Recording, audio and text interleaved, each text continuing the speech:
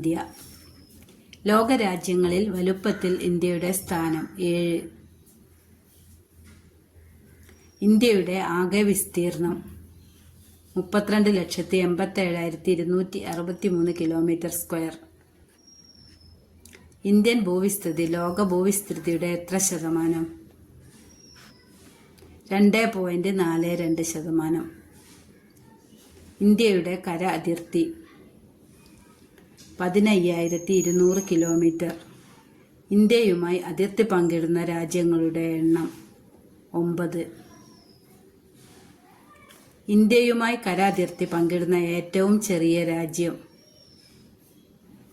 Bhutan.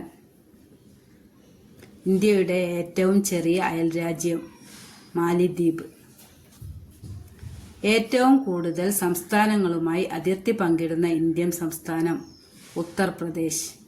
India Pakistan അതിർത്തി രേഖ Radcliffe രേഖ. India China അതിർത്തി രേഖ മക്മഹോൻ രേഖ. India Sri Lanka അതിർത്തി രേഖ പാക് കടലിടുക്ക്. ഇന്ത്യയുടെ സമയമേഖലകളുടെ എണ്ണം 1. ഇന്ത്യയിലൂടെ കടന്നു പോകുന്ന പ്രധാന അക്ഷാംശ രേഖ ഉത്തരായന രേഖ. ഉത്തരായന രേഖ കടന്നു പോകുന്ന സംസ്ഥാനങ്ങളുടെ എണ്ണം 8.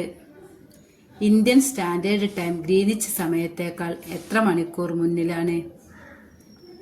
5.5 മണിക്കൂർ.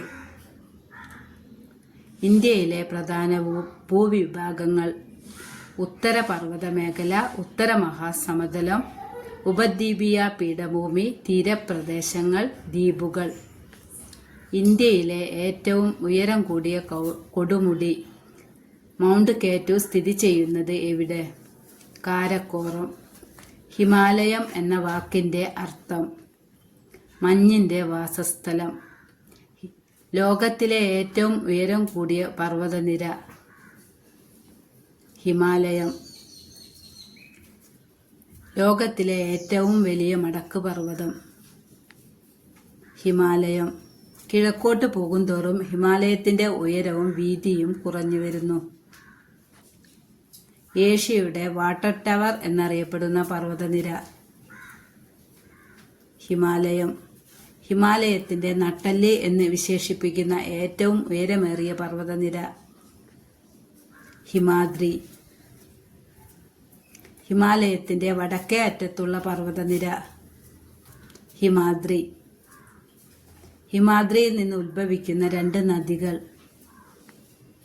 ഗംഗ, യമുന. ഹിമാദ്രിക്കും സിവാലിക്കിനും ഇടയിലായി സ്ഥിതി ചെയ്യുന്നത് ഹിമാചൽ.